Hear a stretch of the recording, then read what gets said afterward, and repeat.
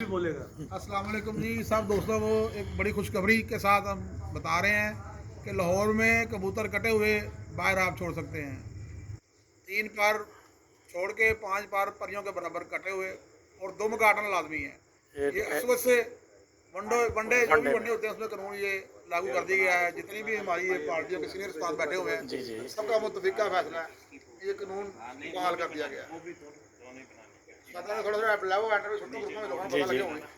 जी साहब जी अस्सलाम वालेकुम जी वालेकुम सलाम जी साहब ਇਸ ਤਰ੍ਹਾਂ ਜੀ ਕਿ ਜਿਸ ਤਰ੍ਹਾਂ ਕਿ ਸ਼ਹਿਰ ਦੇ ਵਿੱਚ ਲਾਗੇ ਛੱਤਾਂ ਹੁੰਦੀਆਂ ਨੇ जी जी ਉਹਨਾਂ ਬੰਦਿਆਂ ਨੂੰ ਬਹੁਤ ਦੁਸ਼ਵਾਰੀ ਹੈ। ਜਿਨ੍ਹਾਂ ਦੀਆਂ ਛੱਤਾਂ ਬਾਹਰ ਨੇ ਉਹਨਾਂ ਨੂੰ ਪਰੇਸ਼ਾਨੀ ਕੋਈ ਨਹੀਂ ਹੈਗੀ।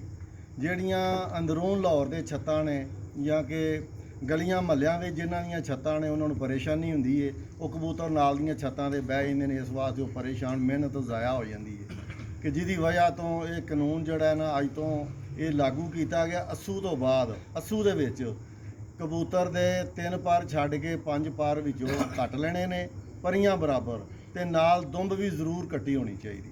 ठीक हो भाई मेहरबानी जी पान बिलाल वालेकुम सलाम ਭਾਈਜਾਨ ਗੱਲ ਪਤਾ ਹੈ ਕੀ ਹੈ, ਜਿੰਨੀ ਸ਼ਹਿਰਦਾਰ ਦੀ ਕਬੂਤਰਬਾਜ਼ੀ ਸੀ ਬੜੇ ਇਤਰਾਜ਼ਾਤ ਆ ਰਹੇ ਸੀ ਕਿ ਵੀ ਸ਼ਾਮ ਨੂੰ ਕਬੂਤਰ ਆਇਆ ਹੈ, ਸਾਡੇ ਕਬੂਤਰ ਬੰਦੇ ਮੁਖਾਲਫ ਨੇ ਛੇੜ ਲਾ ਕੇ ਸਾਡਾ ਕਬੂਤਰ बिठा लिया जी जी ਉਸ ਚੀਜ਼ ਨੂੰ ਮੱਦੇਨਜ਼ਰ ਰੱਖਦੇ ਹੋਏ ਤੇ ਅਸੀਂ ਇਹ ਸਾਰਿਆਂ ਨੇ ਮਿਲ ਕੇ ਮੁਤਫਿਕਾ ਫੈਸਲਾ ਕੀਤਾ ਹੈ ਕਿ 3 ਪਰ ਛੱਡ ਕੇ 5 ਪਰ ਪੜੀਆਂ ਨਾਲ ਕੱਟ ਕੇ ਉਸ ਤੋਂ ਬਾਅਦ ਦੁਮ ਕੱਟਣਾ ਲਾਜ਼ਮੀ ਹੈ ਤਾਂ ਕਿ ਸਾਰੇ ਕਬੂਤਰ ਉਹ ਇੱਕ ਨੁਮਾਇਆ ਹੋ ਜਾਣਗੇ। ਦੁਮ ਕੱਟੇ ਕਬੂਤਰ ਵੀ ਉਹਨਾਂ ਦੀ 2 ਨੰਬਰੀ ਨਹੀਂ ਹੋ ਸਕਦੇ। ਤੇ ਦੁਮ ਵੀ ਦੋਸਤੋ ਬਿਲਕੁਲ ਥੱਲੋਂ ਰੱਖ ਕੇ ਕੱਟਣੀ ਜੇ ਐਵੇਂ ਮਾੜੀ ਜਿਹੀ ਨਹੀਂ ਕੱਟਣੀ ਹੈਗੀ, ਬਿਲਕੁਲ ਥੱਲੋਂ ਰੱਖ ਕੇ ਕੱਟਣੀ। ਹਾਂਜੀ ਹਾਂਜੀ। ਕਬੂਤਰ ਕੱਟ ਕੇ ਉਹ ਤੁਸੀਂ 12 ਜੀ, ਜੀ। ਸੂਈ ਦੋ ਉਹ ਬਾਹਰ ਛੱਡ ਸਕਦੇ ਹੋ। जी उस्ताद अदर साहब जी अजहर भाई अस्सलाम वालेकुम सीनियर सारदा ने जो कह दिया वो ठीक है। जी जी शौकीन हजरात परेशान थे जो जिनकी वजह से हमारे कप जो उनसे है ना कामयाब होते हैं। जी जी हम उनको पीछे छोड़ रहे थे 10-20 छतों को आगे करके ना, वो जो उनसी जो साइडों पे हैं वो जैसे कहते थे हम मान लेते थे। लेकिन ये सब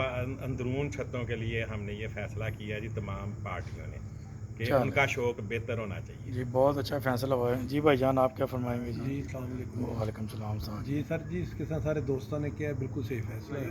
3 पर छड़ के 5 परियां बराबर कटने ने जी जी दुम अद्धी तो ज़्यादा कटनी अद्धी तो ज़्यादा कट ਤੇ सही ਉਮੀਦ ਹੈ ਸਾਰੇ ਦੋਸਤਾਂ ਨੂੰ ਪਸੰਦ ਕਰਨ ਦੇ ਬਹੁਤ ਸ਼ੁਕਰੀਆ। ਤੇ 11 ਵਜੇ ਛੱਤ ਖੁੱਲੇਗੀ। ਛੱਤ ਖੁੱਲਦੀ 11 ਵਜੇ ਬਾਅਦ। हाँ जी नहीं इधर दस देना कुछ दोस्तों नहीं पता होता ਜੀ ਦੋਸਤਾਂ ਨੂੰ ਸਾਰੇ ਪਤਾ ਹੁੰਦਾ ਲੇਕਿਨ ਨਾ ਥੋੜੀ ਲਾਪਰਵਾਹੀ ਕਰਦੇ ਨੇ। हाँ जी हाँ ਜਿਹੜਾ जी ਮੁਨਸਫ ਭੇਜਣ ਨਾ ਜੀ, ਜੀ। ਥੋੜਾ ਮੁਨਸਫ ਥੋੜਾ ਗਾਈਡ ਕਰਕੇ जी जी ਭੇਜਣ बिल्कुल सही ਵੀ ਇਹ ਪਰ ਕਿਹੜੇ ਕਟਵਾਣੇ ਨੇ 3 ਛੱਡ ਕੇ 5 ਕਿੱਥੋਂ ਕਟਵਾਣੇ ਨੇ ਨਾ।